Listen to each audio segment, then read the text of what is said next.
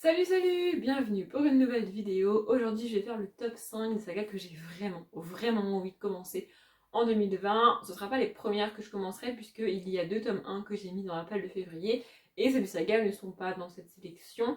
Mais voilà, c'est vraiment 5 sagas que j'ai hâte de commencer. Il y en a certaines que je ne peux pas commencer tant que j'en ai pas terminé une autre. Enfin, de sagas, hein, d'un autre auteur des fois. Parce que je suis le genre de personne à ne pas commencer 18 000 sagas en même temps. Je suis le genre de personne à avancer dans mes sagas et à terminer certaines sagas. Et aussi, je peux pas lire plus de 3 sagas, même plus de 2 sagas de romance en même temps. Je peux pas avoir plus de 3 fantaisies en même temps. Pareil pour les dystopies. Voilà, pareil pour le fantastique, pour la urban fantasy, tout ça. J'aime pas avoir plusieurs sagas d'un même genre en cours en même temps. Donc, il faut que je termine certaines sagas avant de pouvoir en commencer d'autres, parfois qui n'ont rien à voir entre elles. Mais moi, je peux pas les lire en même temps. En parallèle, c'est pas possible. J'ai pas compté, j'ai pas vérifié, mais je pense que actuellement, j'ai entre 15 et 20 sagas commencées et en cours que je pourrais avancer, c'est-à-dire pour lesquelles les tomes sont sortis et que j'ai plus qu'à les acheter et les lire, entre guillemets.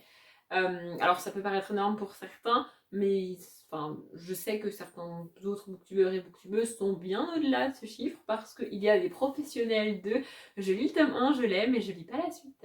Moi je comprends pas ce principe-là, bon, ça, voilà, c'est un truc qui me dépasse vraiment. Après je comprends le concept de j'ai du mal à lire le dernier tome d'une saga que j'aime parce qu'il va falloir que je lui dise adieu et tout, mais je comprends pas le principe de j'ai lu le tome 1 d'une trilogie ou parfois d'une saga de 10 tomes et j'ai pas avancé dedans. Enfin, bref, c'est un concept totalement flou pour moi. Et donc là, je choisis 5 sagas que je vais vous présenter et j'ai vraiment hâte de pouvoir les commencer.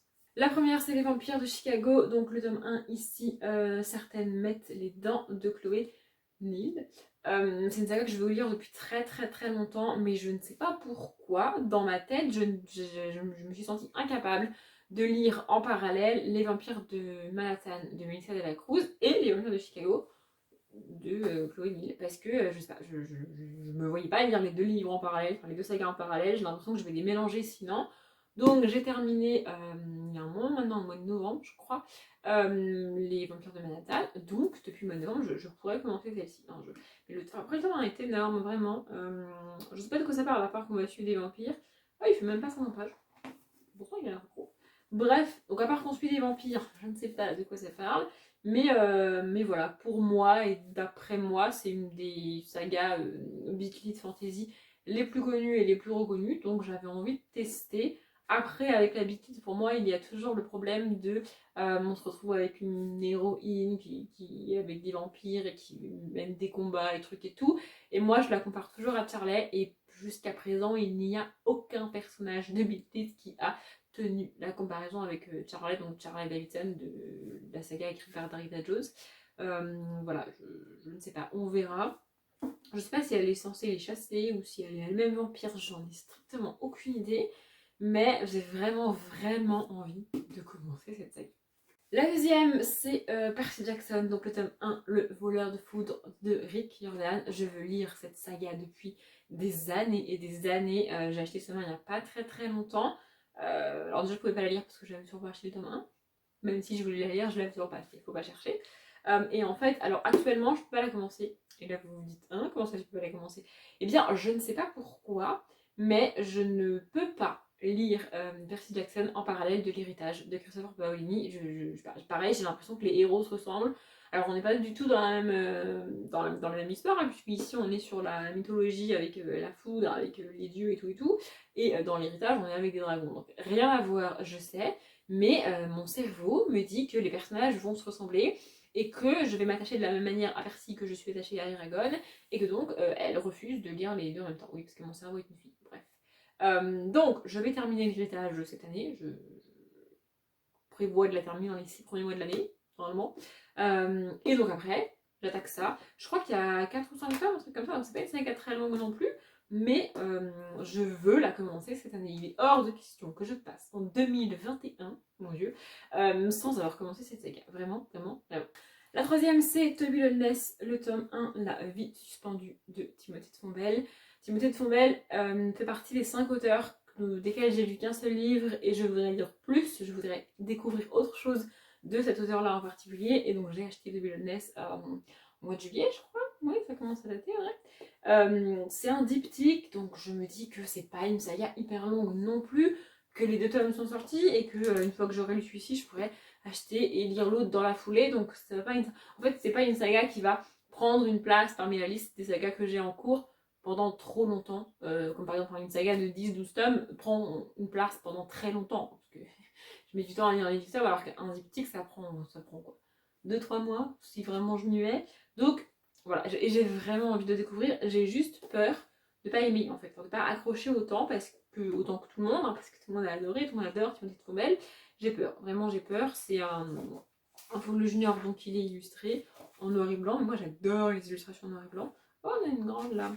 Bref, je sais pas de quoi ça parle, à part qu'on va suivre a priori Toby Jones.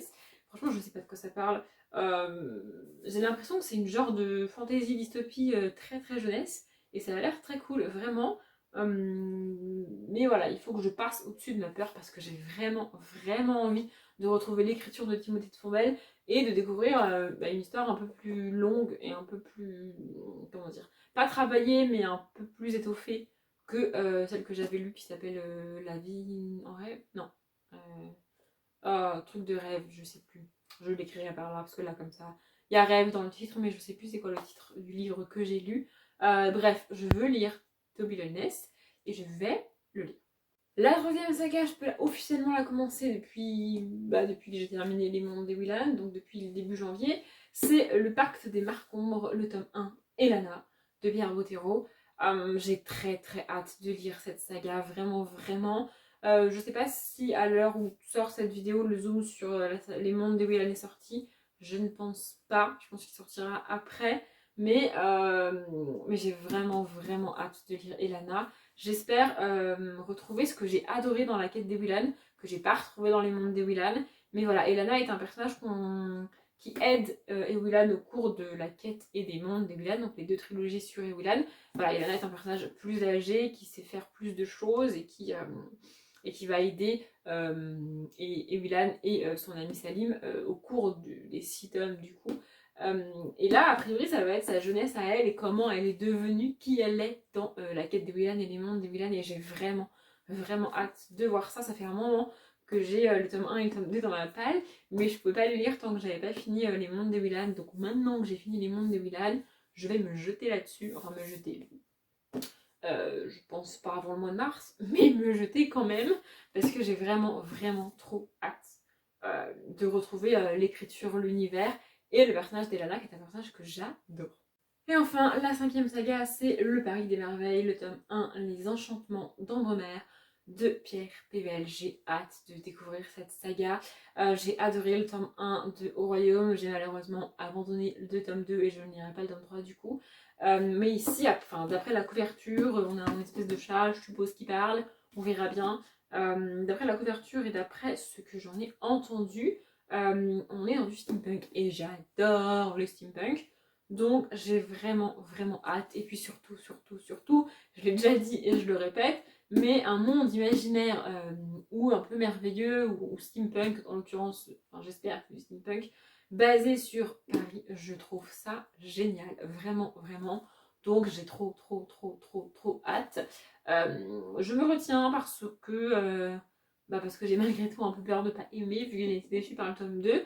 Mais je veux découvrir cette saga, je veux retrouver l'écriture de Pierre Pével sans les manigances politiques, en espérant que ça me plaise vraiment. J'ai hâte et en même temps j'ai très très peur, mais je vais le lire cette année. Voilà, ma vidéo est terminée. Si vous aussi vous avez des sagas que vous avez décidé de commencer en 2020, que vous les ayez déjà achetés ou pas, ou que les tomes soient sortis ou pas, même, dites-le moi en commentaire parce que ça me fera peut-être découvrir d'autres sagas, ou alors je pourrais vous répondre, ouais vas-y commence là, celle-là elle est trop bien. Voilà, enfin bref, dites-moi tout ça en commentaire si vous avez envie.